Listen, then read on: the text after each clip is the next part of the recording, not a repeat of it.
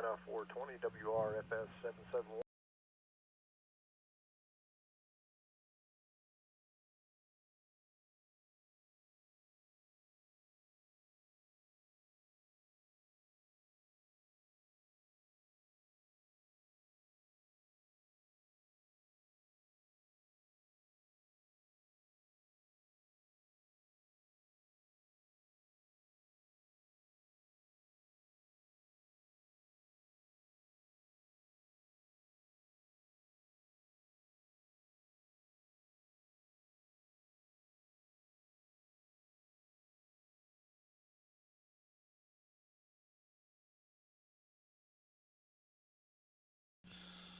All right, YouTube friends, once again this evening, we're going to kick things into gear with our regularly scheduled net, a few minutes late and without the early check-ins, but we're going to do the best we can with what we have. So stand by, let's go ahead and kick this thing right into gear. Good evening, and welcome to the North Georgia GMRS Regional Net. I'll be working off of the flagship 675 repeater this evening, but we're linked in with the following machines: Lookout Mountain, Somerville, Columbus, Noonan, Crawford, McDonough, Jersey, Moreland, Zebulon, and of course our VoIP Zello service. Thank you so much for tuning in this evening. This net takes place every Thursday evening at 7:30 p.m., except tonight we're running a few minutes late, but that's okay. I had a great time visiting with Santa. I hope that all of you did as well. I'd like to thank everyone who has made the North Georgia GMRS the most expansive and active GMRS network in the country. Tonight our RF coverage is approximately 31,000 square miles. But it's possible we're reaching all the way to the North Pole, and maybe even beyond, through the magic of linking and Zello. Your net control tonight is Atlanta 946, WQIR 514. My name is Justin, and I'm located at Studio B in Woodstock, Georgia. On the net, you can talk about your day's activities, radio equipment, or anything you think we'd like to hear. This is a family-based network, so we'd love to hear your family involved, much as we just did a few minutes ago with all the youth. What a fantastic thing to have so many talented and capable children come on the air and convey themselves so well. This is, I just read that. Once the floor is open, it is permissible to address the other members of the net by their name or tactical unit number. Your FCC call sign is only required when you sign in and sign out of the net. At this time, well, I don't have any early check-ins, so I'm not going to be acknowledging them. We're just going to go ahead and jump right into things. We haven't done this in a while, so we're going to step back into the old way of things. And we're going to take check-ins from the flagship repeater only, please. Anyone wishing to check in on the flagship machine, please call Net Control now. This is WRNG 494, Atlanta 292, Derek and Rockmart. Checking in, checking out, and Justin, I want to thank each and every one of you for all the stuff you do behind the scenes. Thank you very much. This is Atlanta 32, checking in from Zello, Link, WQQG 705, checking in and out, and this is Atlanta 32.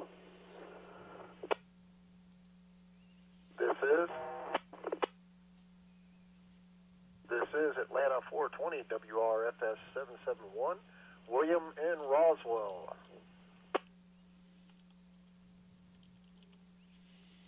This is Atlanta 810 WRNQ 863, John from Dawsonville, checking in, checking out, and by way of proxy, WRNQ 863, Atlanta 811, Victoria, also from Dawsonville, checking in, checking out. Getting ready for our Disney trip. We leave tomorrow. Everybody have a good evening. We'll try to monitor. This is Atlanta 538 WRJC 263. Rob incoming, and by way of proxy, Atlanta 539, Carol Also incoming, we're going to be in and out tonight. Have a good night, everybody.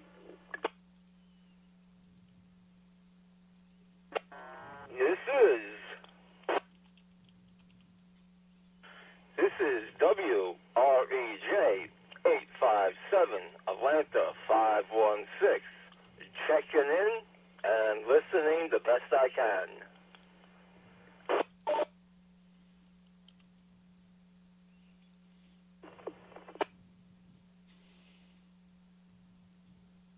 Yeah, 486 WRS 496 checking in from Woodstock.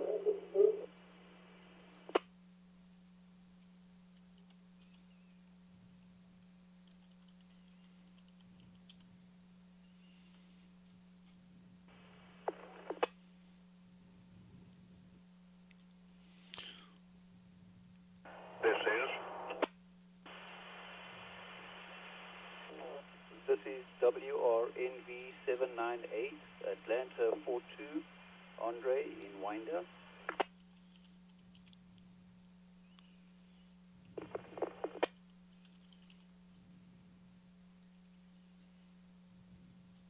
This is WRMC 853, Atlanta 252, Shad, Emerson, Georgia, checking in.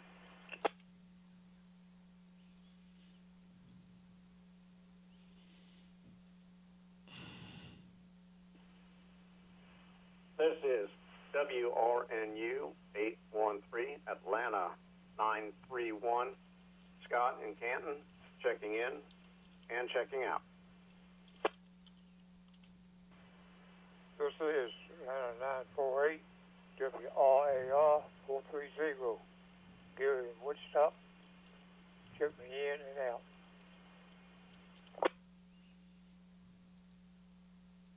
This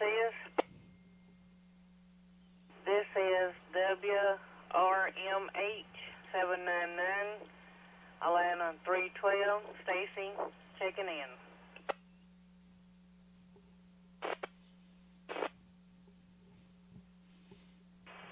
This is Atlanta 417, WRER 451, checking in, William in Auburn, Georgia.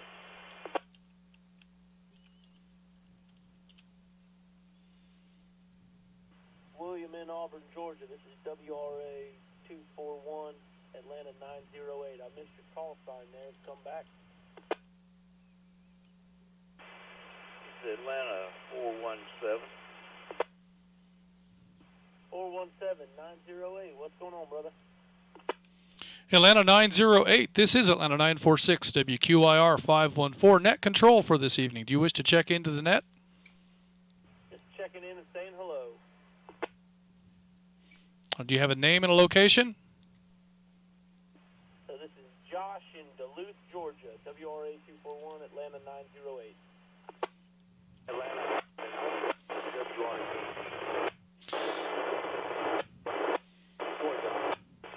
checking out. All right, I did not copy that last station at all. Currently, we're taking check-ins on the flagship machine only, please. Flagship machine, anyone wishing to check in on the flagship machine, net control, standing by. This is 241, Atlanta 908. This is Josh in Duluth, checking in. You just checked in, Josh.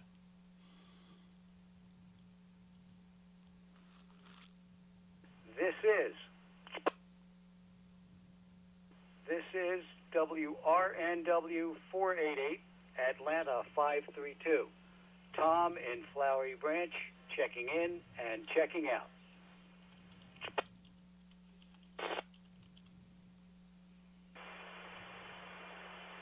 This is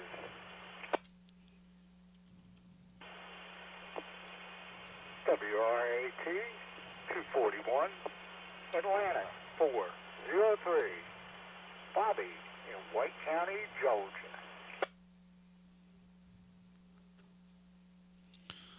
All right, we've got a great list right there. So let me go ahead and acknowledge what we have. so that we can make sure that we're doing things well. So let's kick it off to the top here. We have Atlanta 292 Derek in Rockmart, in and out. We have Atlanta 32 Chris. I didn't catch your location, Chris. Sometimes it's hard to understand your phone when you're checking in on Zello. So maybe in the future you give me your location twice. Maybe I'll catch it when you do. But I've got you in and out, Chris. Thank you for your check-in. I've got Atlanta 420 William checking in tonight in Roswell. Atlanta 810 and Atlanta 811 John and Victoria in Dawsonville, both in and out tonight, getting ready for their Disney trip. I have Atlanta 538 and Atlanta 539. Rob and Carol, both incoming. Both are also in and out tonight. It's great to hear from you this evening. Thanks for listening in. Atlanta 516, Ray in Canton. Glad to hear you on the air, Ray. It's great to have you back on the airwaves.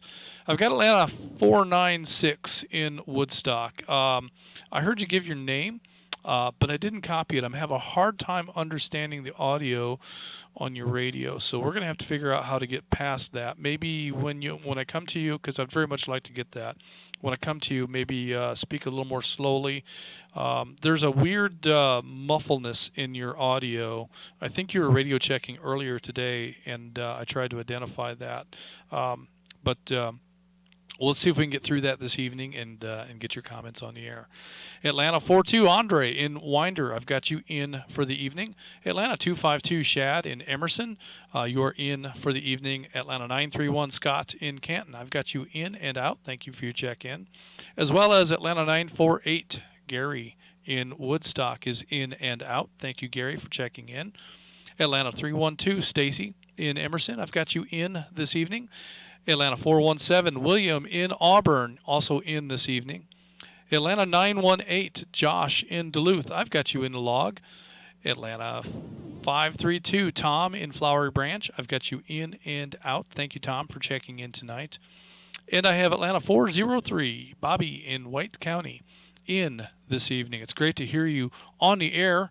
RF on Flagship, Bobby. That's fantastic. So that's my roster at this point. I'm going to go ahead and open up check-ins to any repeater anywhere. I know there's still going to be some Flagship check-ins in the mix, but so this is where things get a little bit challenging. It's going to be a little harder for me to hear some of these check-ins, especially the marginal ones. So I want everybody to kind of go slow and help me out with this. If you hear somebody say this is, please give them yield to them so that they can complete their check-in. They are just checking to see if somebody else has got the airwaves. So pay attention to that, and hopefully we all learn something along the way, and looking forward to hearing from the rest of you wishing to check in tonight. Net Control, standing by, any repeater anywhere. This is WRKN 234. Repeat, WRKN 234. Atlanta 285. CV Smith in Murrayville, Georgia.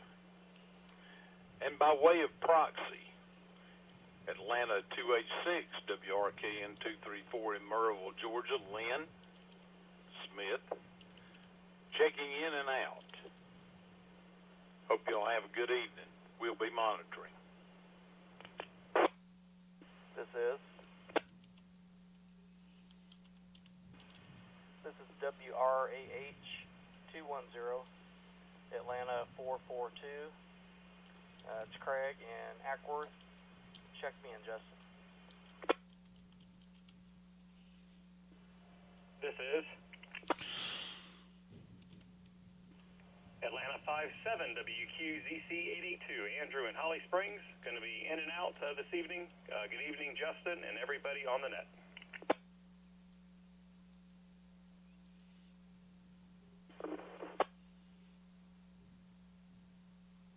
WRKK 629, Chattanooga 84, Jim, and Justin, I'm out running a bunch of errands. Would you mind making me the last that you call? I'd appreciate it, sir. This is ATL 1100, WRKP 291 Joseph, coming out of East Point, Georgia. I had tried to check in before, but I guess somebody had keyed up on me. Atlanta 946, let me break right there. Joseph, can you come back with your TAC number and your general location, please? ATL 1100, Whiskey Romeo Kilo Papa 291, and I am coming out of East Point, Georgia. East Point, Georgia. All right, Joseph, I've got you in the log coming out of East Point, Georgia. Thank you for that. Net Control standing by for additional check-ins. You folks are doing great. This is a great pace. Keep it up.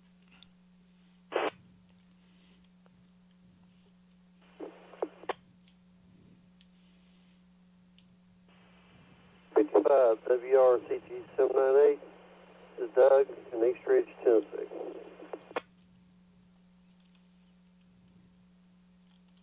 WRCR 952, McDonough 22, Tim in Stockbridge. Good evening.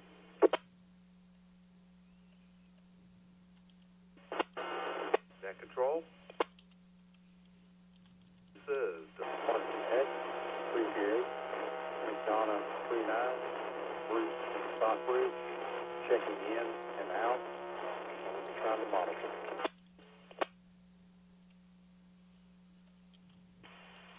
ATL 1100 WRKP 291 to Net Control. I just want to let you know I'm going to be checking in and out, in and out. Please put me down for in and out. This is Joseph, WRKP 291 out of East Point, Georgia.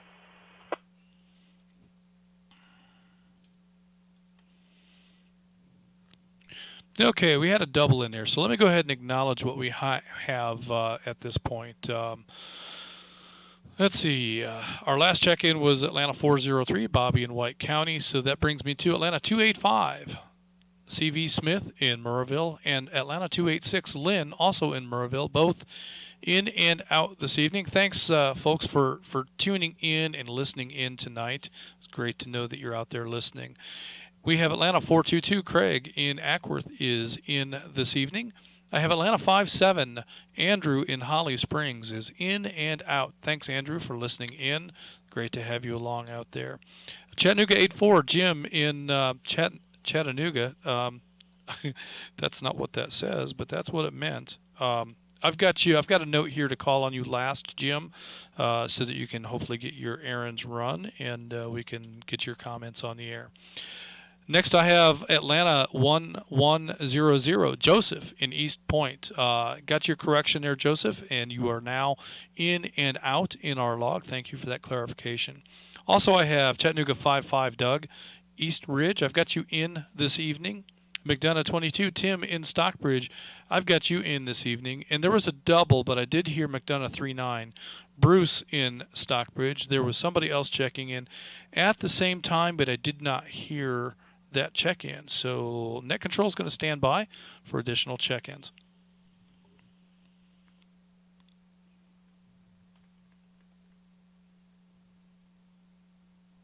This is WRKN 464, Atlanta 1402, checking in and out.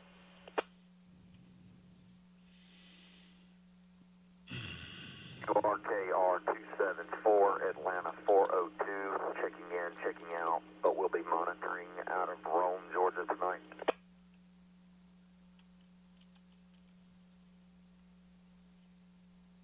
If you don't mind, check me in and out, China 55, sorry to announce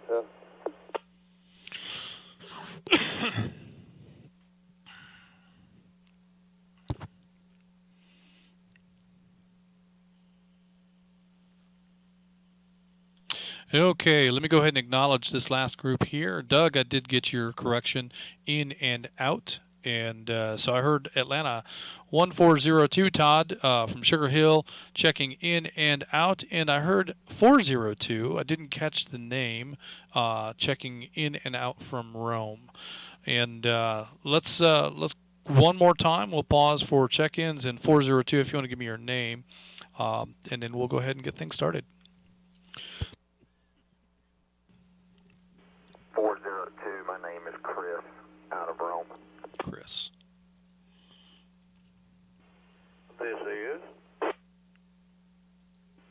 This is Atlanta 780 WQUV 439. Houston and Powder Springs. Check me in and out tonight, Justin. I've got a few other things I've got to finish up. This is WROA 241, Atlanta 908. Josh from Duluth. Just wanted to make a correction from earlier. I think you called 968 from Duluth. ATL 908 checking in from Duluth. This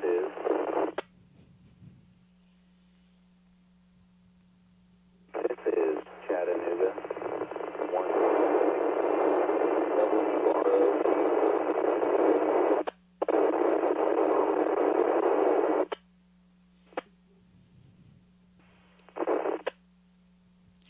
All right, last station. I heard Chattanooga, and then you got covered up in noise. I didn't hear anything after Chattanooga. If you could come back with that nice and loud, modulate through that noise for me, please.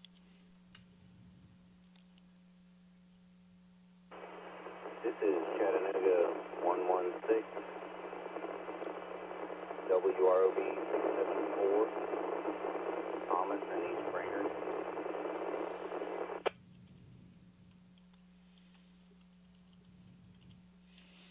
Okay, I believe I heard Chattanooga 116 Thomas in Springer. I've got you in the log. Thank you for that. Do we have any other check-ins before we jump to the top and kick this into gear? This is Atlanta 290. Ike is the name. I'm in Dallas. Checking in and out. Have a great evening. And for Santa Claus, and my girls were a little shy tonight, but they were listening. Anyway, I'll be in and out. Bob and Ringgold, Chattanooga 100, WRNL 965. Atlanta 287 WRMZ 254. Be checking in. This is the CW41 WROE 251 Danielsville, Georgia. Name's Ruff, and I'll be in and out. I got to get these babies to bed.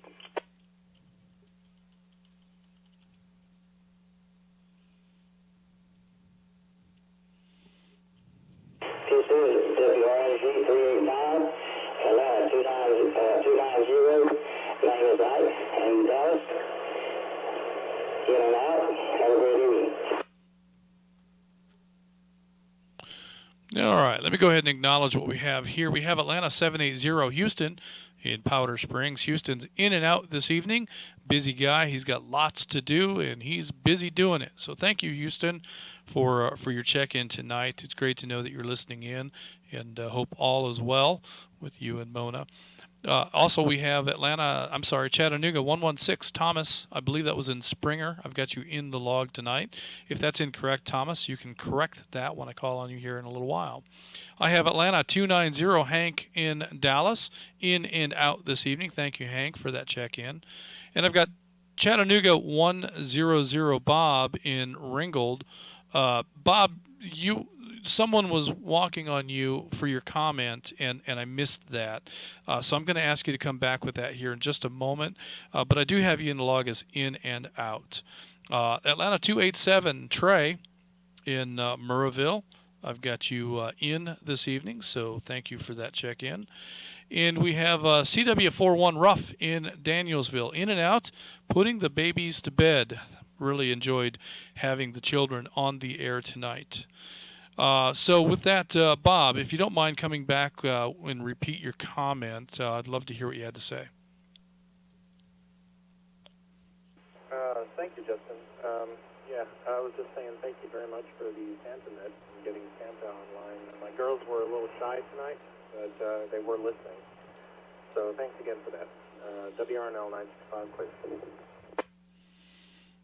Oh, fantastic. Well, I'm glad they were listening, and hopefully next year they will be a little better prepared to speak with Santa. And I will pass that along that he had adoring fans in the audience that had a little bit of mic fright and didn't come on. But I'm sure he'll be pleased to know that. Something tells me Santa already knows. But be sure and pass that on to the girls.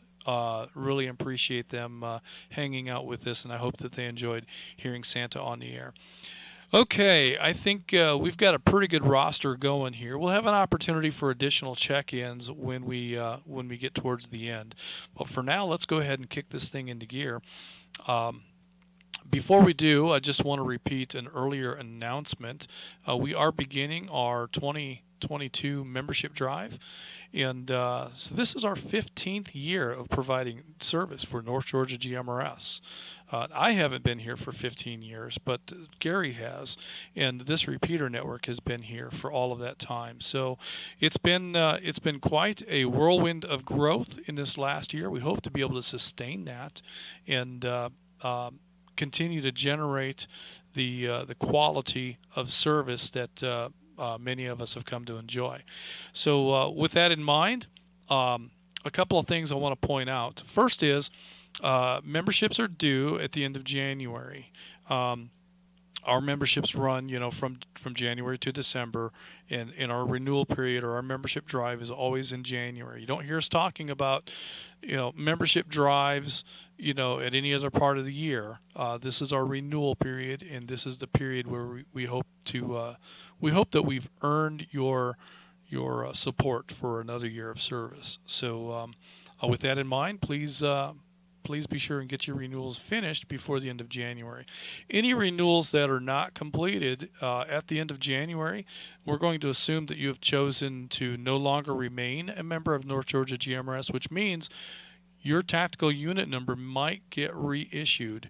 Now, we don't necessarily make a point of finding those numbers and getting them reissued immediately, but just be aware that if for whatever reason you don't renew in that period, that could happen. So just fair warning. Now, on that same note, if you have a hardship, if your Christmas is tough on folks, and sometimes the money's just not there following Christmas, we've got all those Christmas bills that have to get paid in January. If that's the case, let us know. Reach out and send an email to Gary at northgeorgiagmrs.com, and any communications with regard to memberships, hardships, payment plans, late payments, things of that nature, will be strictly confidential between you and Gary. Gary doesn't even tell me who that might be. I'm completely out of that loop. So reach out to Gary directly with an email and let him know that you wish to continue to be a member, but you don't have the funds in January, and we'll figure it out. We can figure out payment plans, or we can figure out sponsorships. There's a number of ways. We don't want to lose any active members who wish to remain. So bear that in mind. So let me jump back to the roster here. Did I lose it? No, there it is. Good. And let's go ahead and get things started. I've got one more announcement, but I'm going to save that for the end of the net. So, but tonight's topic is childhood gifts. What do we remember getting as a gift, whether it's a Christmas gift or otherwise? What was a meaningful gift that we received as a child, or what did you so anxiously anticipate when you were young, hoping that Santa would deliver to you? First on our list is Atlanta 29, if I can get the words out the correct way. First on our list is Atlanta 292 Derek in Rockmart. Derek was in and out with us this evening. Thank you, Derek, for listening in. Also, we have Atlanta 32 Chris. And again, Chris, I didn't catch your location, but let's work on that for next time. You're in and out tonight, Chris, but appreciate you monitoring out there on the road. We have Atlanta 420 William in Roswell. William, can you tell us about a childhood gift that you fondly remember? Roger that, Justin. Couple of little things. One at the younger age was a toboggan that we all got to share together. It was called a Snow Bee 3, and we still have it. But the one that made us the most excited was we didn't think we were getting anything for Christmas, and but what they did is they just waited to show us everything until everyone was up and awake, since we had some visiting relatives and grandparents, and we got us our Crossman BB guns, and boy, we just went through the roof there, and we spent days and days target practicing out back there. It was just something incredible there. I'm sorry I missed the net there with the children there. I was hoping to get in there and maybe talk to Santa before he took off there, but I heard that you were talking with him just at the end there, so I hope my letter got in the mail in time to him there. So I'll have to just keep sure that he's going to get that on time there. But I hope all the kids have a great and wonderful Christmas there. I think the deer in the area must have known Santa was going to be on the air, because I took some pictures of about 10 deer today that were just going crazy. So they must have had an idea that maybe Santa was going to be either in the area or talking, because maybe they were thinking they were going to recruit and get some more deer there. But I couldn't believe the number of them. There was 10 of them going crazy and running around all over the place out here. So I'll maybe post those to the net pictures there, and let some of the families take a look at that. Other than that, Justin, y'all have a great Christmas, and Happy New Year there, if I don't talk to you before then. Take care.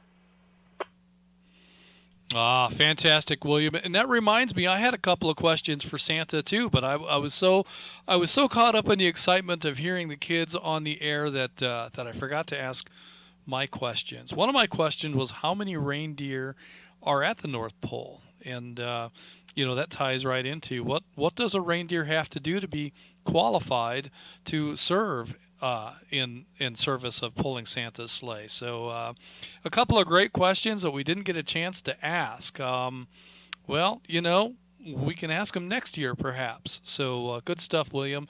And the you said it was a Crossman. I kept wanting to say Red Ryder. No, don't say Red Ryder. It's a Crossman. You'll put your eye out. Was it Ralphie? I don't. We were going to watch that the other day, but we didn't. I've seen it too many times, but good stuff, William. Next on my list is Atlanta 810, John in Dawsonville. In Atlanta 811, Victoria, also in Dawsonville. Both are in and out tonight, packing bags and loading the car, getting ready for a early departure for Disney. I mean, how much more magical can you make Christmas other than having it at Disney? So what a cool time. The last time 947 and I went to Disney was February of 2020, just before the pandemic. And it was the last Ham Fest that we were able to attend before things went crazy. But we went to Hamcation, and what a great thing. We went to Hamcation for the Saturday, and then we spent Sunday and Monday at Disney, and it wasn't crowded. February is kind of an off period for Disney, and that is something that if you want to go to Hamcation and you can't figure out how to convince your spouse to go, tell her she can come along and make a Disney trip out of it. It was the first time Julie and I had ever gone without children, and what a great time we had watching other parents deal with fussy kids and crying babies and little brats that are misbehaving, and then the smiles and just the wonder in the eyes of so many of the parents and children. It was fun to go without kids and just people watch. I think that was my favorite part. I think it was probably also the most enjoyable time that we'd ever gone to Disney, at least for me. I did enjoy seeing our kids at Disney, but it was very cool going there without any kids. So something to keep in mind. Next on the list is Atlanta 538, Rob incoming in and out, as well as Atlanta 539, Carol incoming in and out. Thank you both, Rob and Carol, for listening in tonight, and hope that you enjoyed the earlier version, the special activation of the North Georgia GMRS net. Brings me next to Atlanta 516, Ray in Canton. Atlanta 516, Ray, do you have any fond memories of childhood gifts you'd like to share?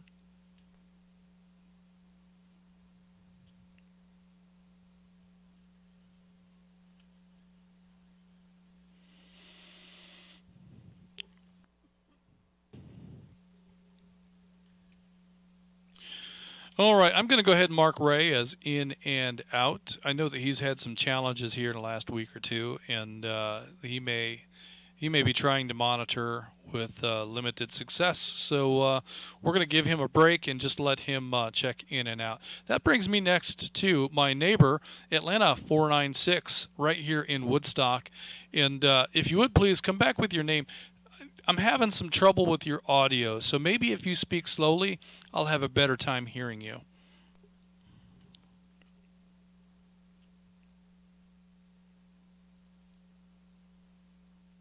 This is Atlanta 486 WRS 496.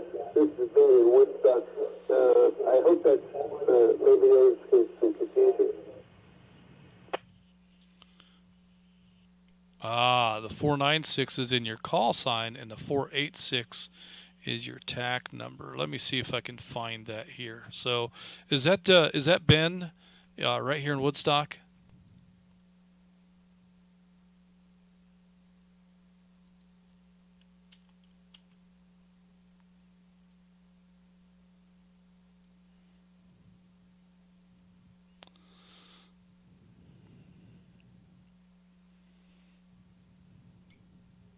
All right, Atlanta 486, Ben in Woodstock. If that is correct, go ahead with your response to tonight's question. Do you have any childhood gifts that you remember fondly?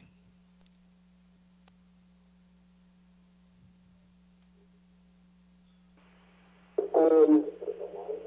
can't remember anything except one time I'd asked for a trumpet. My parents gave me a plastic trumpet, and I was really disappointed, and I rode a Tonka truck down some steps and nearly cut my finger off. Ooh.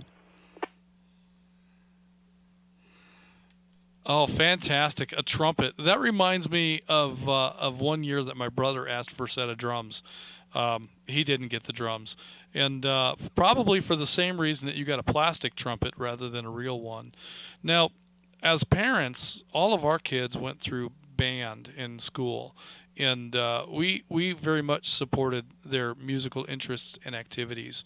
And my youngest wanted to be a drummer, and we bought him a set of drums, and we expected that to be a terrible ruckus here in the house, but we were prepared to endure it and hope that he would become talented and be able to play interesting stuff. That never happened.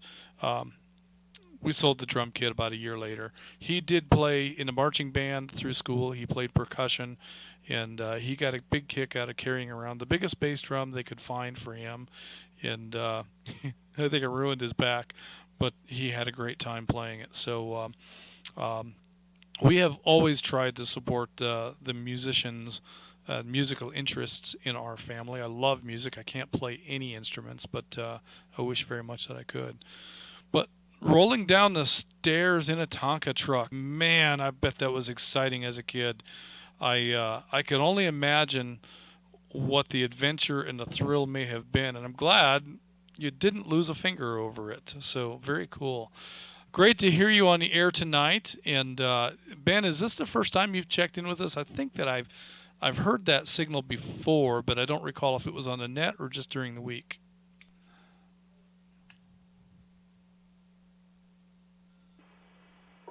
I checked in today. I had some trouble. This is Atlanta 486 WROS 496. I had checked in earlier today, but there was some. I'm on Zillow right now. Zillow.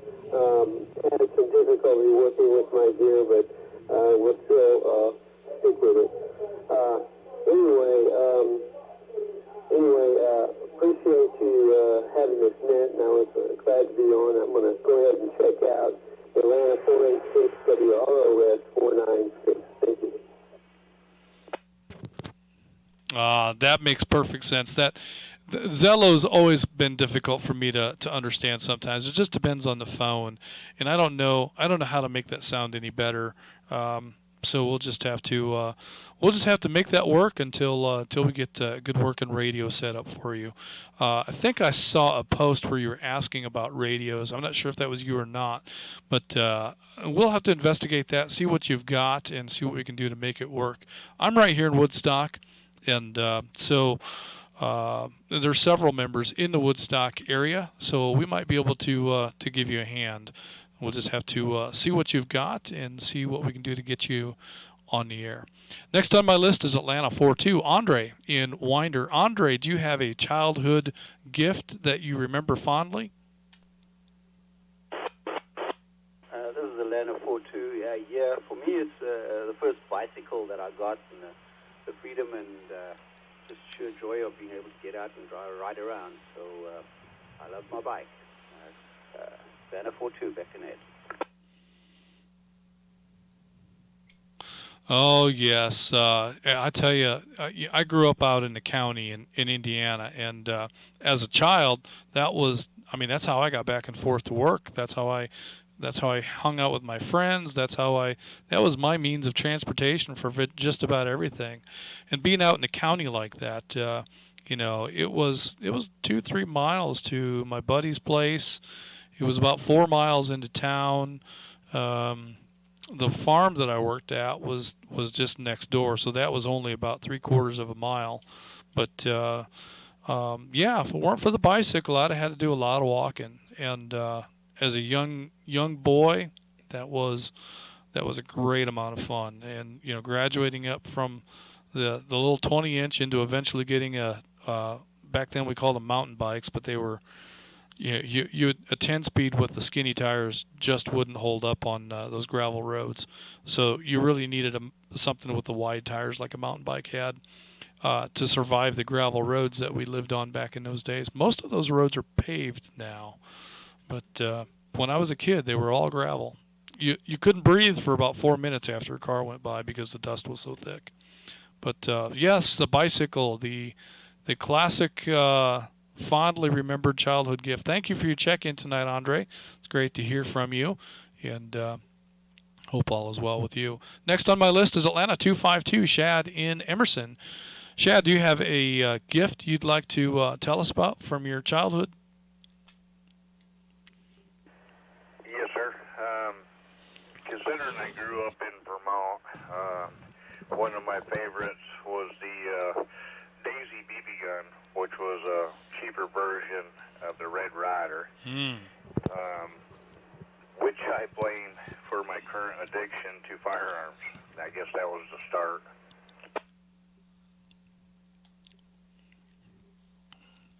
Oh yes. Well, that's something I never really had.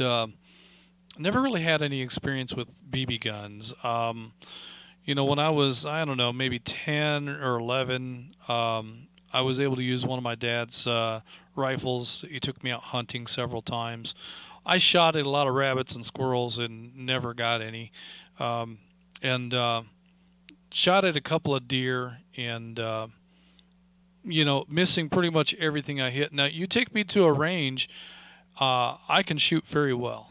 But shooting something that's moving is just not something I'm very good at. So I never was very good at hunting, and I really, since I was a kid, hunting with my dad a few times, and then later with some buddies, I haven't been hunting since. So it's just not something that I've ever been able to do well. But it's a staple of life for many of us, and enjoying firearms is also part of that. So good stuff, Shad. One of the things that I choose not to discuss is what kind of arms that I have or use, or that's kind of information that if you want to find out, you'll have to find out the hard way. We're just not going to talk about it around here. There's not a political thing about it. It's just a personal thing with me. I don't mind discussions of weapons and things. I just choose not to talk about my stuff. So that's just me. But yeah, I do enjoy the opportunity to get on a range and put some lead down the range. So good stuff, Shad. Next on my list is Atlanta 931, Scott in Canton. Scott is in and out with us this evening, and that brings me to Atlanta 948, Gary in Woodstock, also in and out. Thank you, Scott and Gary, for your check-in tonight. It's great to have you along. And next I have Atlanta 312, Stacy in Emerson. Stacy, do you have any gifts from your childhood that you remember fondly? Well, I have three. Earlier in childhood, I had a metal paddle tractor, and I thought I was the biggest farmer in the world because I loved that tractor. And then the Barbie dolls. I was a huge Barbie doll person. And then, of course, as you got teenager years, it was the stereos. The bigger and the louder they are, the better it was. Oh, yeah. Oh, yeah, the stereos. Yeah, as a kid, I spent a lot of money on stereos. And we even went so far as I bought some, I spent way too much money on some stuff to amplifiers and big speakers and a DJ mixer and a couple of record players and boxes and boxes of records, and I thought I was going to be a DJ. And me and my friends would get together and we would hang out in Mom and Dad's basement playing music all night long. And every now and then I would find some place, some party to play at, or some gig to play, or a wedding reception. Played a bunch of those. But, you know, I didn't really want to talk. I just wanted to listen to the music. I didn't really want to be the MC at the wedding. I wanted to just play a bunch of music. So I enjoyed that very much, but I didn't get very much business out of it. It wasn't a very successful DJ. Successful in terms of, you know, I got to listen to the music that I liked, but nobody else wanted to listen to it, so I didn't get that many gigs. But, yeah, the big stereo. Love the big stereo. I still love that today. Great big speakers. Matter of fact, one of my passions became building speakers when I was a kid, and I thought I was going to make a business out of it. And I built a lot of speakers for local bands and nightclubs, and even a bunch of churches speakers for a series of churches, hundreds of them actually. And they sounded good. They performed well. Some of them are still in service today. If you are in the Fort Wayne area at any of the bars and clubs, there's a pretty good chance there's going to be a band that's toting around some of my speakers from back in those days. So they're still holding up and they're still performing today. There's a friend of mine that has a shop in Fort Wayne. Let me break. And that was kind of the catalyst for the speaker business that I got into was through his shop. He has a business that recones and repairs speaker systems. So if you blow out your big expensive speaker, you can take it to him and get it repaired at a pretty incredibly affordable price. I was always impressed with how inexpensive it was to fix expensive speakers. And even cheap speakers. It doesn't cost that much to replace the cone and a voice coil in a speaker if you've blown it, or if you've torn the cone, or if you have some of the Advent speakers that have the foam surrounds. You know, they decay over time. If the foam surround is damaged on your speaker, it's not that hard to replace, and it's not expensive. So if you have some of those old speakers in your garage that you've not used for years because they don't sound very good anymore, we can get them back in running order for you. Just let me know and I'll hook you up with Tom. So bear that in mind. Something that I've always had an interest in. So next on my list I have, let's see, it looks like that is Atlanta 417, William in Auburn. William, do you have any gifts from your childhood that you remember fondly? Yeah, so Roger, I have like a couple other guys there, the BB gun. The BB guns. Gun was one that I wanted and finally got. Then we graduated to pellets and shotguns and on up. But I'm like you, I don't really want to talk much about what I got and where I got it. And I understand. Yes, I get that. I think that's information that we best keep close to the chest, and we know what we got, and And that's the only person that needs to know. So good stuff, William. And yeah, the BB gun is, like I said, it's not something that I ever had as a kid.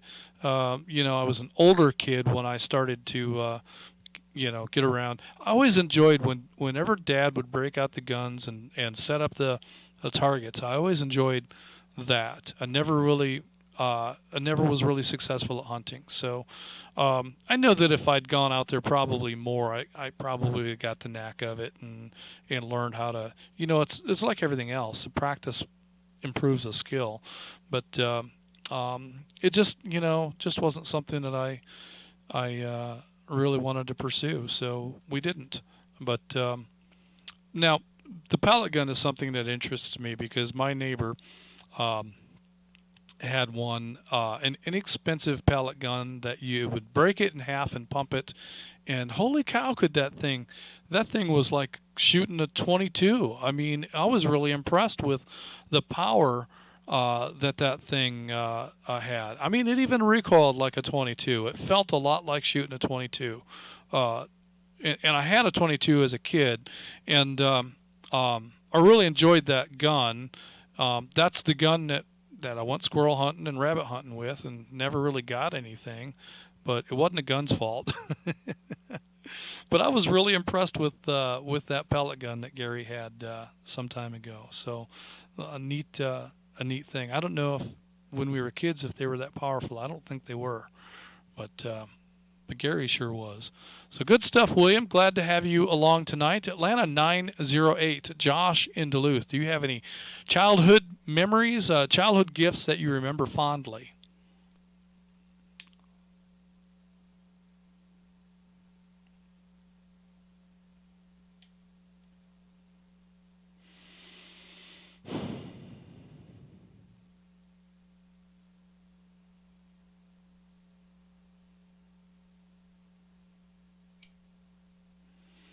Well, I know that Josh checked in a couple of times. Maybe he came back and told me in and out, and I missed that. Atlanta 908. Josh, are you in with us tonight?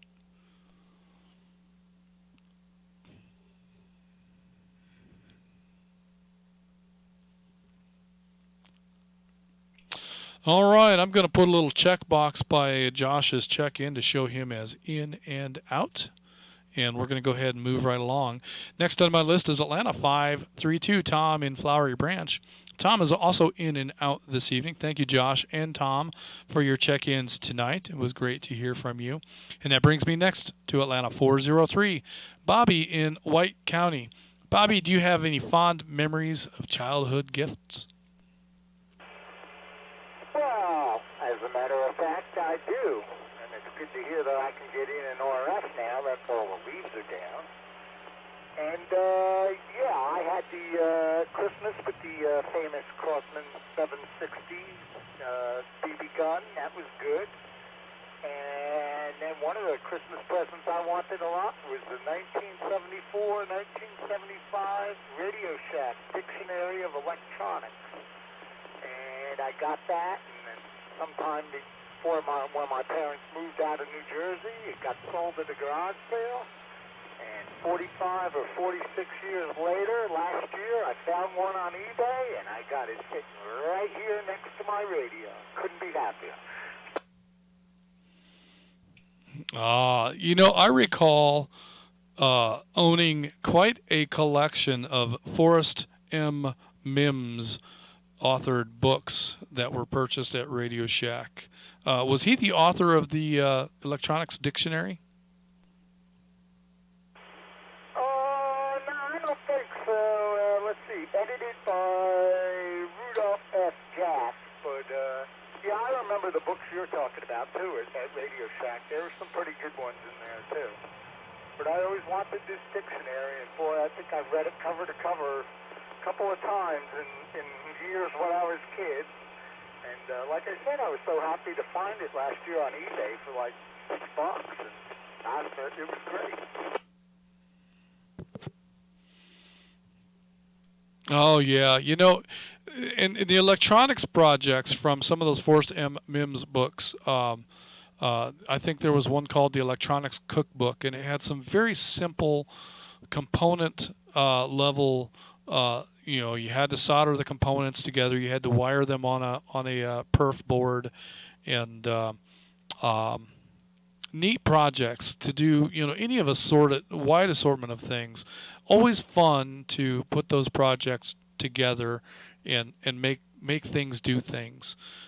Usually they were pretty useless things, and very oftentimes when you're buying retail parts from Radio Shack, you can very easily have $20 or $30 in a $10 project. But it was a great opportunity to learn how to solder and to learn, how components work and to be able to read resistor values, which I can't do today. But as a kid, I could look at a resistor and tell you exactly what it was. And just a great exposure to electronics. Now today, you can buy electronics kits. There's an outfit in Florida, Nighthawk, I think is the name. I can find out more later. But they have a very wide range of electronics kits in the $10 to $15 to $20 range. So very affordable kits, a great opportunity to build something functional and have an opportunity to learn something about electronics. And highly recommend that. If anybody has any interest, I'll dig out some of my kits and take a picture of them with information about how to acquire them. So, yes, the days of Radio Shack are long gone, but there were some great resources for electronics nerds back in those days when we were kids.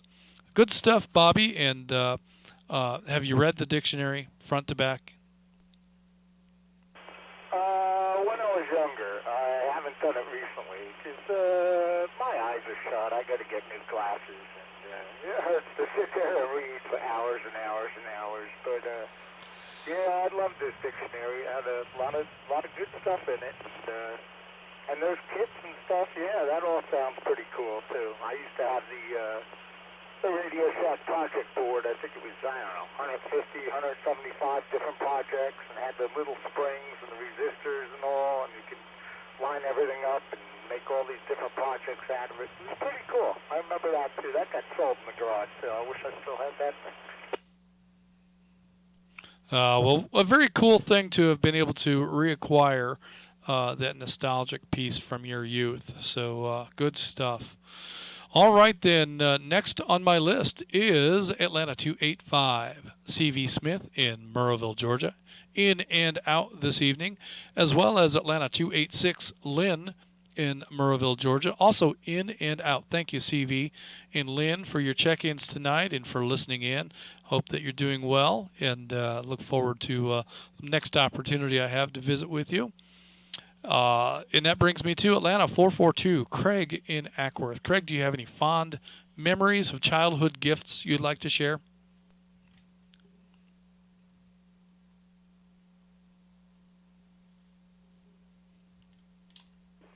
Hey, Justin. Good evening. Hello to everybody on the net. Yeah, the BB gun one is a fond memory for sure, like the others have said. But I also remember the year I got the set of really cool walkie-talkies, and they weren't like the cheap Sears and Roebuck. They were like the really good set from Radio Shack, and had the Morse code, screen printed on the front. Oh yeah. Button to do Morse code with also, and man, that just totally elevated the game of BB Wars. Having some combos in there to liven things up and increase the stealthiness of war games. Back to net. Oh, that's fantastic, and that puts me in mind. I've been rewatching the series of Stranger Things, and those kids running around with their giant CB radio walkie-talkies, and the one scene where the batteries run dead in the movie theater, and the kid asking the other kids, "Do you have 8 AA batteries?" As if anybody carried 8 AA batteries around with them. But yes, walkie-talkies. when I was a kid, all of my friends lived far enough away that that just wasn't really an option. Like I say, my nearest friend was probably about 2.5 miles line of sight from where I lived. So those walkie-talkies in those days weren't going to cut it. We didn't know anything about repeaters back then. Had we upped the ante and gotten into CB radio, we might have been able to make something work, but I didn't get into CB radio until much later when I started driving a truck over the road. And in fact, probably didn't buy my first CB for maybe 6 or 8 months into driving before I bought a CB. The first thing I bought for the truck was a good stereo system. And I enjoyed that. Probably enjoyed that more than I ever enjoyed the CB. But that's like Stacy and buying stereos when she was a kid, or having stereos with big speakers. That was great stuff. So yeah, the BB guns too. I there again, I never connected with that. I never had a BB gun when I was a kid. Had a neighbor that had one, and he shot me twice with that BB gun, and I decided if there was ever a third time, that was going to be it for the BB gun, and probably for him. But the third time never happened, so that's a story that never really came to be. But holy cow, did that thing sting. I did not enjoy that at all. Good stuff, Craig. Next on my list is Atlanta 57, Andrew in Holly Springs. And that brings me to Andrew's in and out tonight. That brings me to Chattanooga 84, who asked me to move him to the end of the list. So we're going to go right past Jim and move on to Atlanta 1100, Joseph in East Point. Joseph is in and out this evening, but thank you, Joseph, for your check-in. Glad to have you as part of the net. Also, we have Chattanooga 55, Doug in East Ridge, Tennessee, in and out this evening. Thank you, Doug, for your check-in. And we have McDonough 22, Tim in Stockbridge. Tim, do you have any fond memories of childhood gifts you'd like to share? Good evening, Justin. Yes, I do.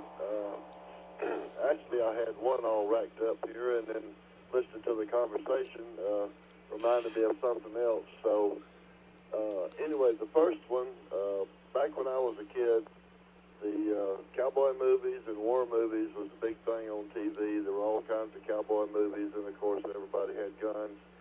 And there was one particular gun, and I don't remember if it was a particular character on the TV show that had this gun or whatever, but I kept seeing this gun pop up, and I just loved the way it looked. And it was a Colt model 1860 Army revolver. And I wanted, one of those, at least a toy one, not a real one. I knew I couldn't get a real one at that age, but I told Mama what I wanted, and she must have searched high and low for that, because back then the toy guns were all kind of generic. They were just a holster and a plastic gun, or shoot caps, a cap pistol, or whatever. But she came up with a pair of chrome-plated, Colt Army 1860 Army revolver replicas that looked like real guns, but they wouldn't even be legal in today's time. I don't know where she found those at, but I was tickled to death over those things. And I wish I had them today. They were really nice. They were really above and beyond what toy guns were back then. So I have no idea where she found those. I was probably about 8 or 9 years old, or 10, somewhere along in there.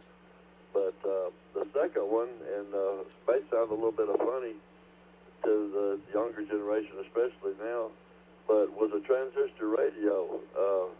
I go back far enough to where there were no transistor radios, if I'm not mistaken, and they started popping up. Everybody was talking about this new thing that was out, the transistor radio. And radios back then had tubes in them. They were big. You set them on the counter, and you plug them into the wall. There was no such thing as a radio you could carry around with you.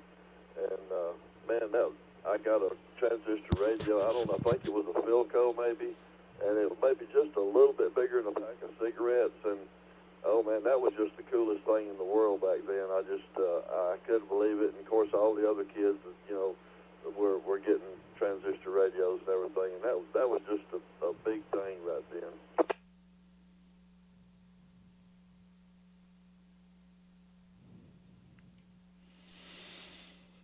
Very cool stuff. I'd never really messed with walkie-talkies much. I did a little bit as a kid. I don't remember where they came from. I don't think they were mine.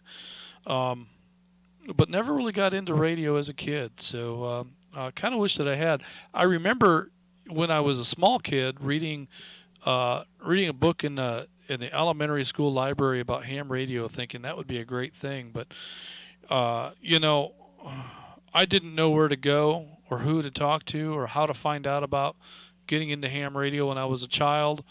And my parents didn't know the first thing about any of that. And so that was kind of a non-starter in farmland, northern Indiana. But kind of wish that I had gotten involved a little earlier in life. I think I'd probably be following different career paths today, and maybe have something to do in communications. But I think I landed in a pretty good spot the way things played out, so that's okay. But yeah, and holy cow, I wonder about those BB guns, because I remember also when I was a kid, a neighbor that had some BB gun pistols, and they looked like real guns. They were I guess you would call them replicas, but and they didn't have the orange tip like they make you put on toy guns. And I mean, these things looked like they were sort of legit, but they were terrible. You could be 6 feet away from a target and not hit it. They were terrible in terms of accuracy. I don't really know why BB guns shoot as well as they do, but BB gun pistols are terrible. But I don't know what your experience was with yours. Maybe yours did a better job. But man, I wish I knew what those were now that you mentioned it, because I do recall seeing some pretty interesting replica style BB guns that looked like real guns. I remember one looked like a revolver, and another one looked like a semi-auto. I can't remember whose they were though. But in any case, good stuff, Tim. And yeah, the BB gun seems to be a popular theme with gifts tonight. Next on my list is McDonough 39. Bruce, also in Stockbridge. Bruce, do you have any childhood gifts that you have fond memories of? Well, actually, Justin, you reminded me, one year I got a Daisy spring-loaded Western six-shooter BB gun, and like you said, you couldn't hit anything. It would throw better than a professional ball player throwing curveballs.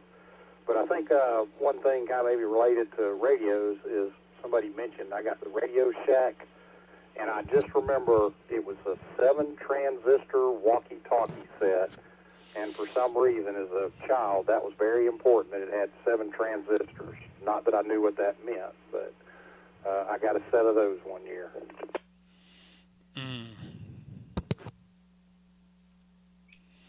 Well, that is very cool stuff. My interest in electronics as a child was more along the lines of things that would make lights switch on and off, and audio amplifiers and microphones and preamps and EQ.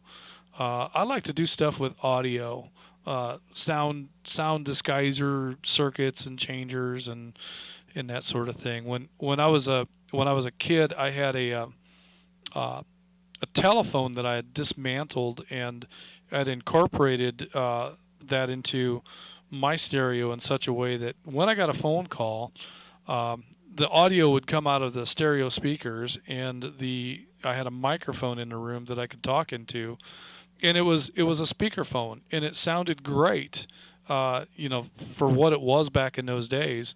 But it took a lot of finagling, because audio impedances are different in telephone than they are in audio in the rest of the world. there are voltages that are present on the telephone line that you don't want to enter your stereo system because it will make things turn to smoke. So it was a bit of a challenge as a kid to figure out how to do that and not damage things. But I was able to find circuits and build them and make a speakerphone. It was kind of neat to be able to hang out in my bedroom and talk to friends on the phone without having a phone stuck up to the side of my head. And no one seemed to know the difference that I wasn't on a regular handset. So that was fun stuff. Good stuff. And yes, the BB gun pistols were neat, but they were terrible. This brings me to another story about a BB gun pistol. I have a cousin who grew up in Chicago, and in life he made some poor decisions and ended up in prison as a felon. And many years later, he's turned a corner. He's a solid citizen these days, living in Huntington, Indiana. And one evening, someone had broken into his house. And because he's a felon, he's not allowed to have a firearm. But he did have a BB gun pistol by the nightstand, and he chased that burglar out of the house and into the street and waving that gun around and told the burglar, "Stop right there or I'm going to blow your brains out." And he's an ex-convict, so there were probably some colorful adjectives in there that you might be able to imagine on your own. But he was able to stop that burglar and hold him there at BB gun point until the police arrived. And when the police arrived, here's my cousin in his underwear out in the street with a BB gun and a burglar.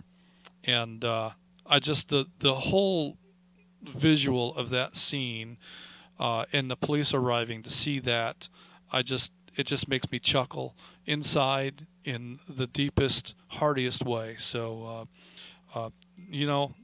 it's important to have and not necessarily disclose what you have. It can come in handy, even if all I can do is sting you. So, good stuff, Bruce. Next, I've got Atlanta 1402 Todd in Sugar Hill in and out this evening. And I also have Atlanta 402 Chris in Rome, also in and out. Thank you both for your check-ins tonight. I have Atlanta 780 Houston in Powder Springs in and out tonight. Houston, hope that all is going well for you. Thank you for your check-in. And I have Chattanooga 116 Thomas, I believe that was in Springer, checking in this evening. Thomas, do you have any fond memories of childhood gifts?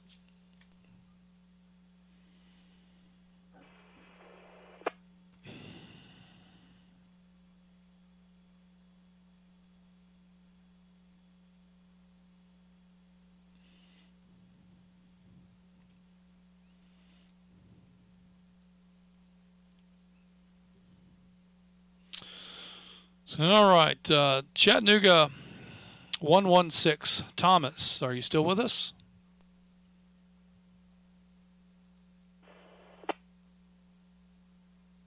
This is Chattanooga 116 Thomas. I'm just having trouble getting you through the lookout mountain repeater, so I'm trying the Somerville one now. All right, you're making it into Somerville. Part of the challenge, Thomas, is probably that I'm long-winded, and I think that there's still a timeout timer on the Lookout Mountain machine. So it's probably clipping me off because I ramble on far longer than it's going to let me. I can hear you on Zillow, but at 3 minutes it just finishes off. But yeah. Favorite gift was probably too soon to give it to me, but it was a go-kart. Oh, wow. I got it when I was probably 5. I don't think you're supposed to have those until you're, probably 10. And I couldn't reach the pedals or any of that, so my dad had to make some extensions so that I could use it. We lived in South Georgia, middle of a tree farm, and he would just let me me loose, and I would just disappear until I ran out of gas, and then I'd have to walk back home. And then we'd go pick it up in the truck, and then come back home and leave it over. It was a blast.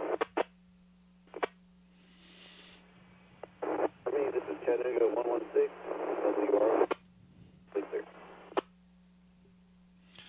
Fantastic, Thomas. Yes, the go-kart.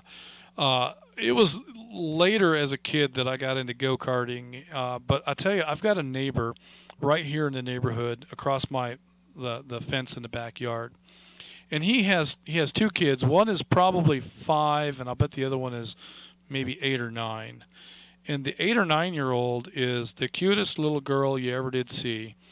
And she gets on that go-kart and she just tears it up. She does a little power slide around the big tree in the back, and she is screaming and laughing and giggling as she goes, having a great time, zipping around her yard in that go-kart. And it is a blast to watch those kids get on that go-kart and ride it around. It's so much fun to see them having fun. And, yeah, I think she's entirely too young. But, man, she drives that thing like she's been driving it forever. And her little brother is also pretty handy at it. Now, he doesn't he slows down to make the turns. He doesn't do any sliding. But, boy, this little girl puts the throttle down, and she don't let up for nothing. It is a blast to watch her ride that go-kart. So she's all contained right there in the backyard. She's not out on the street with it or anything. And when I had a go-kart, you know, that was after my bicycle, and I'd gotten a car and stuff. So the go-kart was you know, it was a novelty for a short time. We did a lot of go-karting at a racetrack. Where you would pay to do the riding, but I didn't do very much go-karting on the property there because by the time I got one, I was too old to really enjoy it as a kid. So, but good stuff. Excellent topic. You're the only one that's mentioned it, so that's a great gift. Next on my list is Atlanta 290 Hank in Dallas. Hank is in and out with us this evening, as well as Chattanooga 100 Bob in Ringgold, also in and out. So thank you for your check-in this evening, Hank and Bob. I appreciate that. And that brings me to Atlanta 287 Trey in Murrayville. Trey, do you have any childhood gifts you'd like to share with the group? Yes, sir, Justin. I got I got two I want to share. I got a Ruger 1022 rifle. Uh-huh. And a few years later, I ended up with a Model 870 Remington Wingmaster 20 gauge. Uh-huh.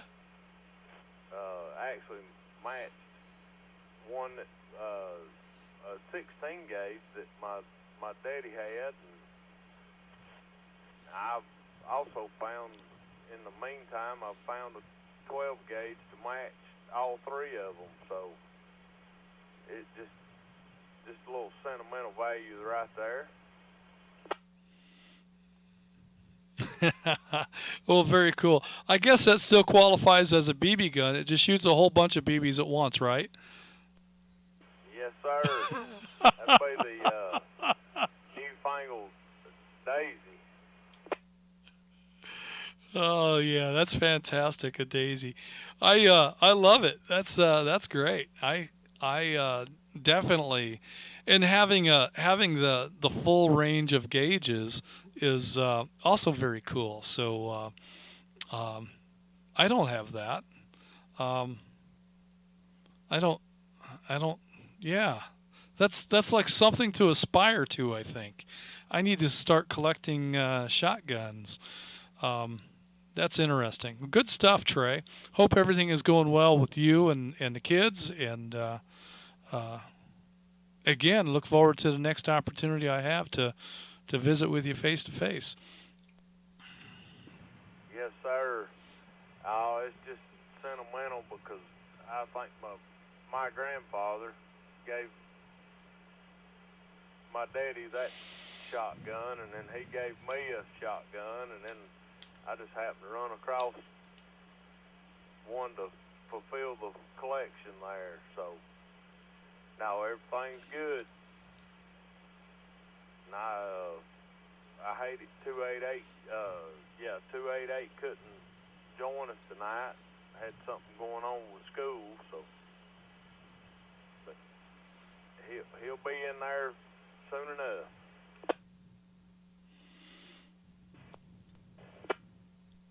Well, good stuff, Trey. And yeah, it was. We just can't accommodate all of the various scheduling conflicts that could possibly come up. But I hate that we missed him. But we'll definitely be looking for him for the next youth net that we have. So probably, I don't know when our next youth net is going to be. I'd like to do that with some regularity. But I don't know what the pace should be, if we should do it monthly or if we should do it, maybe in February. So I'll work on that. We're definitely going to continue youth nets. But like I say, I'm not entirely sure what the next one's going to be or what the topic will be. But we will, if we can find a special guest, that makes sense at the time, that would be even cooler. So we'll definitely be working on that, and very much enjoy hearing the kids on the air. That's a really, really big deal to me. So hope that Jackson is able to participate in the next one. It's great to hear you on the air. Next I have CW41 Ruff in Danielsville, busy putting the kids to bed. You might be finished with that by now. Let's see if Ruff has any comments for the net. He did check in and out, but let's just check. Ruff, are you available to chat with us? Do you have any childhood gifts you'd like to share?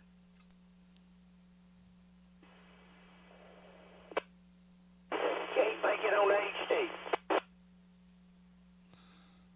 Yeah, you're making it on the HT. We can hear you.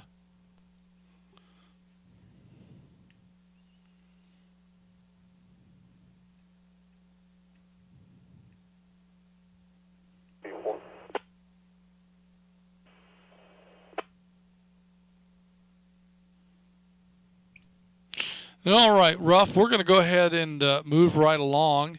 And we've got Chattanooga 8-4. Jim in Chattanooga asked to be the last call. Now, when we finish with Jim, we'll open up the floor for questions, comments, and late check-ins. But for now, let's see if Chattanooga 8-4 is finished with his errands and is able to share with us any childhood memories of gifts that he received that he remembers fondly.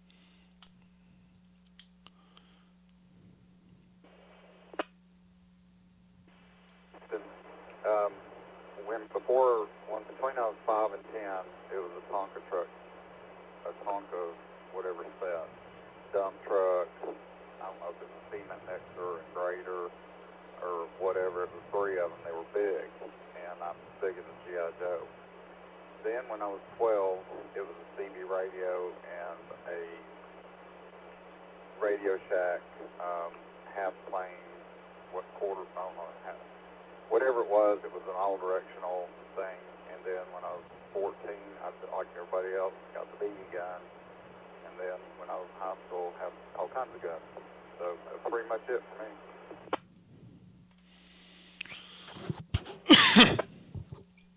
me. Good stuff, Jim. Yes, the Tonka trucks. I had a few of those. I had I think it was a road grader and a dump truck and maybe a front end loader, and I had a lot of fun playing with those. Back in those days, Tonka trucks were metal, and mine were all rusty, but they were still fun. A rusty Tonka truck is just like it's just like the equipment that you find at the quarry, and that was my thing. Was I enjoyed playing with those, pretending that I was at the gravel pit, working the gravel around, and most of the time I would be in sand, or I'd be in if there was a pile of dirt that had been brought out for one reason or another. I'd be playing in that, and I could turn a big old pile of dirt into a big flat spot in a couple of days with my Tonka trucks, and spread that stuff out over the yard and ruin the yard and make mom mad, and I had a lot of fun with those things. But that was when I was a little kid. Like, I think you said 5. That's probably about right. I don't think I played with those toys for very long. I remember coming across them later in life, and they were all rusty and nasty looking, and I just didn't really have any interest in playing with them once all the paint was gone. Let me break.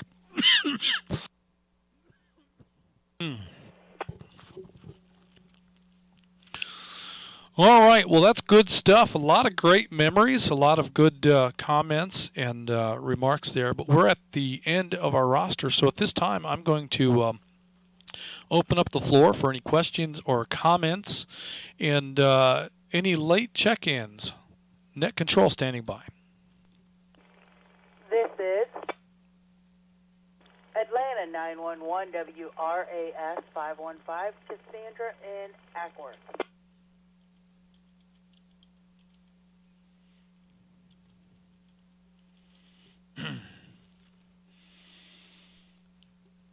Atlanta 911, Cassandra in Ackworth. Do you have any fond memories of childhood gifts you'd like to share?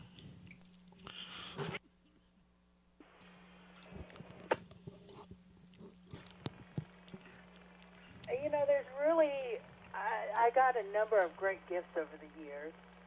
But I actually have one. I was obsessed with horses when I was a kid, and I lived in Germany. And my mother, Santa, my dad, I don't know, but I think it was my mom and dad, got me a global glass horse. And I think you know me well enough that there's a lot of things from my childhood that never made it to adulthood intact. And that is one thing that has moved from house to house, and it's always very well protected. I've had it for over 35 years. And it is. I sent a picture to my mom recently from the new house with Charlie sitting up on the top shelf in my living room. And she said, "Is that Charlie?" And I said, "That is Charlie." And that's what I named him, because my mom's friend had a horse named Charlie. So he is still with me today.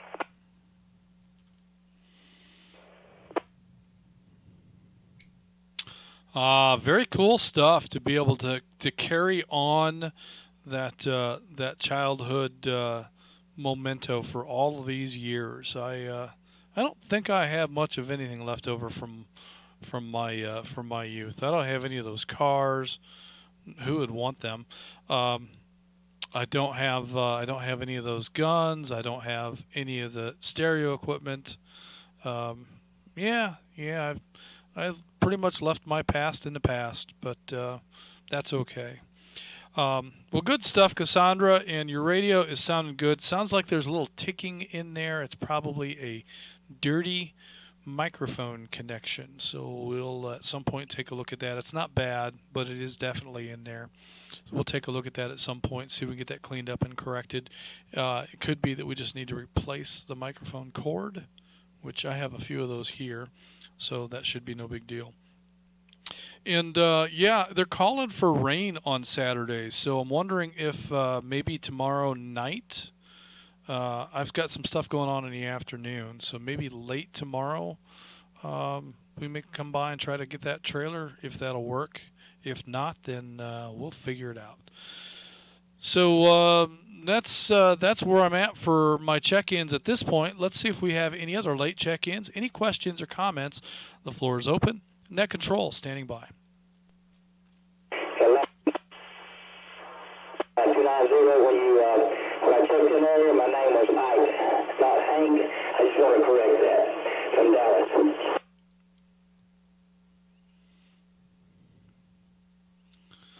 Atlanta 911, back to base when you get a minute.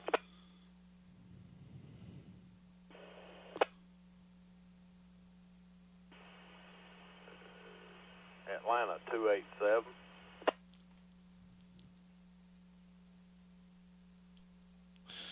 All right, Atlanta. I've got a couple of things to address here. First, I've got Atlanta 290. You said your name was Mike and not Hank. I'm not sure why I thought I heard Hank, but I'm going to correct that in the log right now. And I'm looking at the roster, and I'm confused by what I see. But we're going to go with that for now. 290 Mike in Dallas.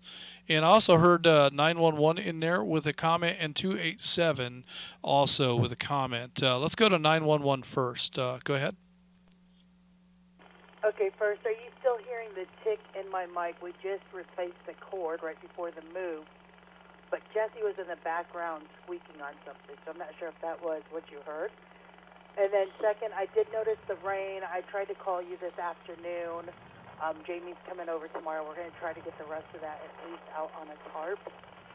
So just give me a call, and we can make that happen. But I think tomorrow is going to be our better bet since we have rain on Saturday. Back to you. All right. Yeah, the tick is definitely in there. So, yeah, we'll have to take a look at that. It might just be a matter of cleaning the connections a little bit. Maybe it's the connector in the radio. We can put some alcohol on a Q-tip and see if we can clean those up a little bit. And we'll go from there. That's usually, with those Kenwood radios, that's usually why they click like that. So we'll... shouldn't be a big deal. We'll get it taken care of. And yeah, I'll give you a call tomorrow evening, and we'll see where things stand and what we can do. I definitely want to get in before the rain because I'm afraid it'll soften the ground and make a mess of things if we wait until after. So let's see what we can get done. Atlanta 287, comment? Justin, I also wanted to add in there, I hope you and Julie both and everybody on the net also has a Merry Christmas and a Happy New Year. If I don't get to talk to you, I hope you have a blessed Christmas.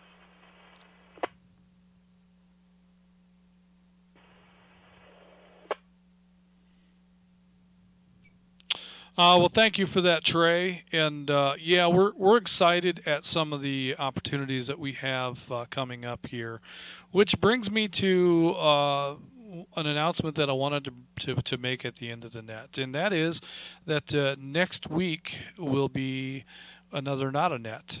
I won't be here, and I have not asked anyone to stand in for me because I feel like it's an important time for family to be together and visit one another. So for anyone who wishes to gather on the air next week and engage in a Not a Net, you're more than welcome to do so.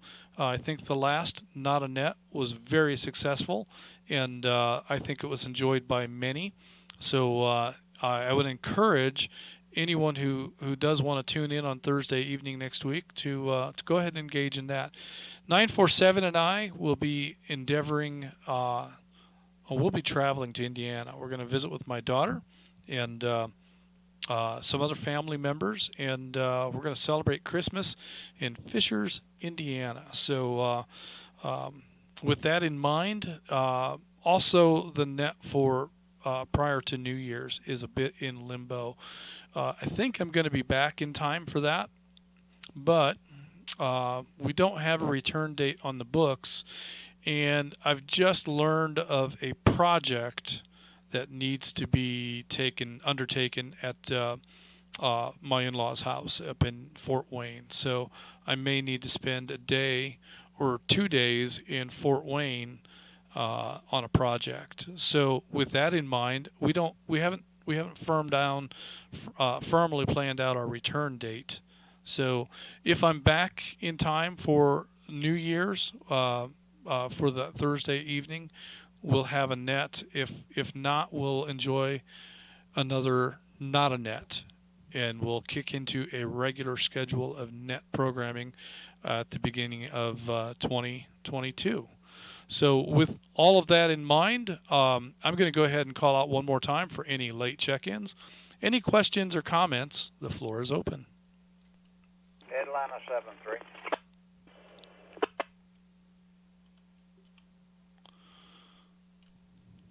Atlanta 7-3. Go ahead with your name and location, please. Is this Ed?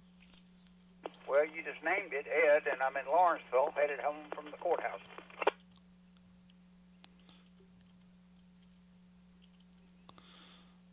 Ah, well, headed home from the courthouse. It's kind of late for that, isn't it, Ed? No, we have night court on Thursdays. Okay, night court on Thursdays. Well then, glad that we were able to run long enough that you're able to come in on the tail end. The topic this evening is gifts that we remember fondly from our childhood. Well, I was hearing a lot of that as I was getting in the truck and coming out. When I was 14, I was given a .410 caliber shotgun, not a gauge, but a caliber. And you got to be a darn good shot to hit something with that. So there's no rifling in the barrel, I take it. No, it's strictly a smooth bore, but it is a caliber as opposed to a gauge like most shotguns. I'm not aware that I've seen that, so that is a new one for me. So, but it does shoot shot. It's not a slug. Well, you can shoot a slug in it. Let's see. I guess a 3-inch express slug would be sufficient to take down a small deer, but basically you're going to hunt squirrel and rabbit with it. Well, that's fascinating. That's a new one for me. I don't know if anyone else is familiar with that or not, but that would be an interesting one to spend a little time with on a range, I think. Puts nice, pretty holes in paper, but it doesn't put a lot of them. No, yeah. Well, you know, that makes the paper last longer, so you don't have to change it as often. It can be fun. It can also be expensive. That's the same round some of your larger caliber handguns are shooting now, 45 long Colt and a .410 shotgun shell.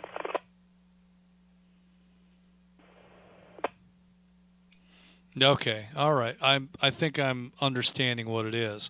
All right. Well, that's very interesting. I'm glad you were able to share that with us Ed, this evening, Ed. And thanks for jumping in here right at the end. Well, that being said, I'm going to jump right out again because I'm almost to the driveway. So y'all have a good Christmas and a safe drive to Indiana. And I'm going to be clear, KAF 9860. All right. I'm going to go ahead and show you in and out this evening. And going to go ahead. I think there might have been a double in there. So I think there's another station that's wanting to check in or comment. Floor is open. Net control standing by.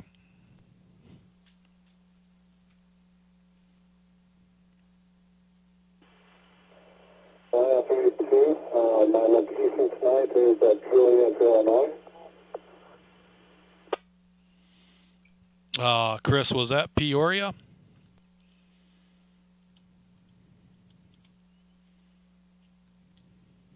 Juliet, Illinois. Not far from Peoria. Juliet. Okay. I got that. It just the same thing that I'm hearing with Atlanta 486 Ben in Woodstock. The Zello connection through the phone is just a little bit distorted, a little bit muffled. I don't know that there's anything that you can do about it on your end, other than when you check in, if you just give me the location a couple of times, you know, with that one key up. Give it to me a couple of times so that I've got a better chance of hearing it, and maybe I'll get it right. So good stuff. I've got you in there, Chris. Thanks for the correction. Do we have any other questions, comments, late check-ins? Net control standing by. RJN 257 and Jody off of Georgia 675.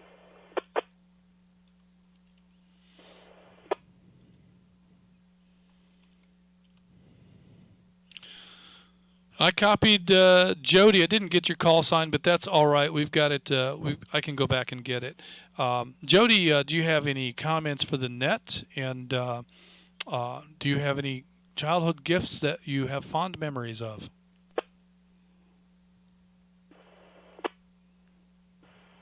I only caught part of that. We had a double on that one. The only childhood gift I've ever had a fond memory of was a Lionel train set I was given for Christmas one year. Didn't even know I had it, coming to me.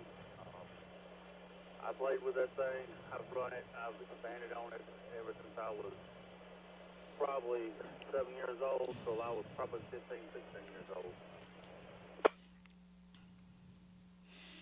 old. Very cool stuff. I never had a train set of my own, but I had a neighbor that had a train set that was, I don't know, it was big by my standards. It was in the basement, and it covered, maybe a quarter of the basement. It was on a bunch of sheets of plywood, and it was pretty neat setup. Had little scale model buildings and mountains and fake lake and all kinds of neat little things.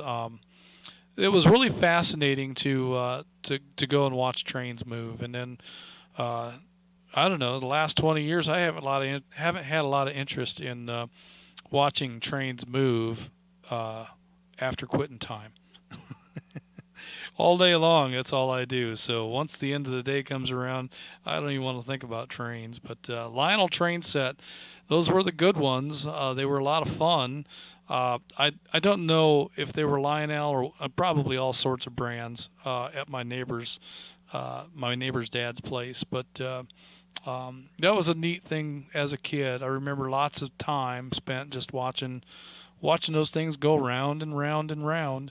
I would go down in the basement with my friend's dad and hang out down there for I wouldn't say hours, but for a long time, way more than my buddy ever wanted to. And he would get irritated with me because I'd want to go hang out with his dad. But neat stuff. So you still have that train set? You still adding on to it, or has that been tucked away in storage now? A lot of the plate pieces got lost in a move. Some of the trains, some of the engines, some of the axle cars got lost. I've actually got an HO gauge, Bachman HO gauge that I am actually fixing to run through the top of my house, kind of, about a foot from the ceiling, and use it for my Christmas village. Very cool, very cool. We have entertained the let's buy a train set to place underneath the tree for many years, and it's come down to, all right, well, I'm not going to put it together, and I'm not going to put it away at the end. So if we're going to have a train set here in the house, it's going to have to be all Julie, and Julie's decided she doesn't want to mess with it. So, That's neat stuff, and it's neat to see those projects when they're done well. They can be a lot of fun when they're just tacked down to a sheet of plywood, but when someone spends the time to build the models and paint the scenery and that's a neat thing, and it's a big investment in time. And I've seen some railroad model clubs that have put pretty elaborate sets together. And they've got some really cool things nowadays with electronics in the locomotives that, they simulate the movement of a real locomotive way better than the model trains I ever played with did.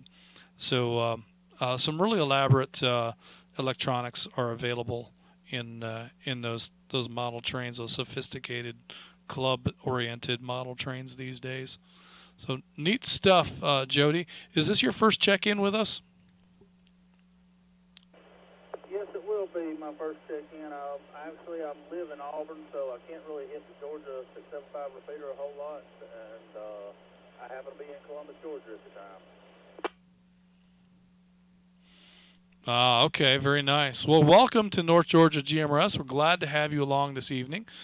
And we look forward to hearing more stories from you as things go on. Be sure and tune in on Thursday nights after the first of the year, and we'd love to have you along. So great stuff. I think I heard a double in there when Jody was checking in, so I'm going to call one more time for any late check-ins. Net Control standing by.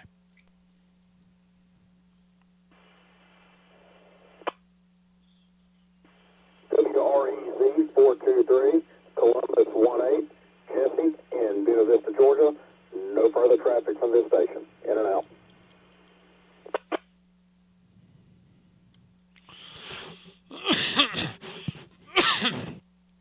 Sorry about that, YouTube. All right, I copied Columbus 18, Jesse in Buena Vista. I believe that was what he said. Georgia, in and out. So got you in log there, Jesse. Thank you for your check-in. And so with that, I'm gonna take one quick break. I think it's time to wrap this up. But if we've got one more out there, I'd like to give the opportunity for everybody to check in. Net Control standing by.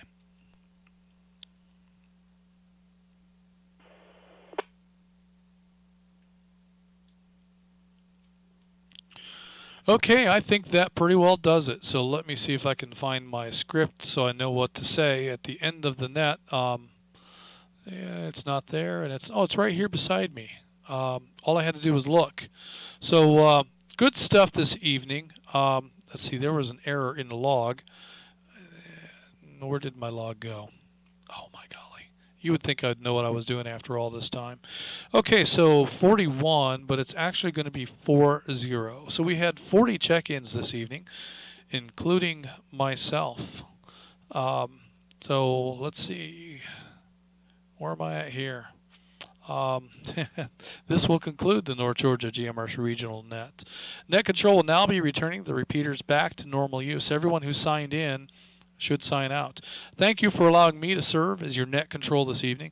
Good night, everyone. This is Atlanta 946, WQIR 514. My name is Justin, and I'm clear.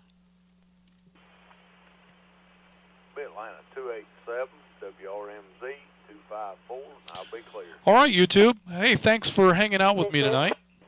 Had a great time, and really enjoyed the conversation. So with that, we're going to go ahead and wrap this one up. But good stuff, and again, thanks for hanging out with me. I think we're going to be probably next year before we have another net. We may have one prior to New Year's. We're just going to wait and see how it plays out. Notifications will be made on Facebook with regards to coming up nets, so be sure and check there for more info. Thanks again. This is WQIR 514, Atlanta 946. My name is Justin, and I'm clear. Clearing the net. Merry Christmas to everyone, and hope you all have a wonderful, wonderful holiday. And enjoy the photos. Y'all take care.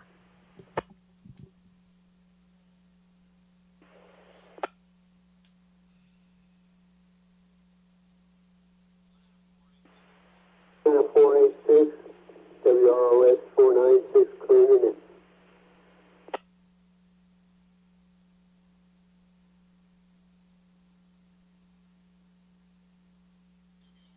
REZ 423, Columbus 18, clear the net. Merry Christmas, everyone.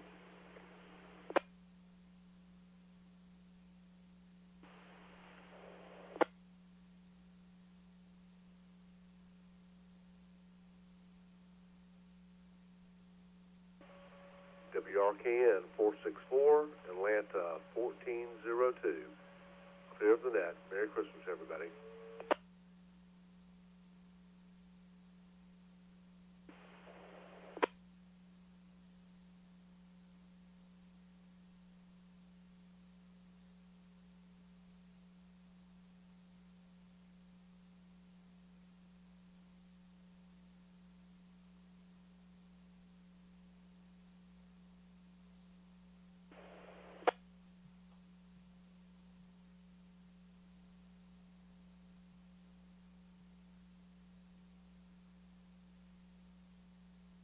This is WRMC 853, Atlanta 252, and by proxy, WRMH 799, Atlanta 252, clearing that.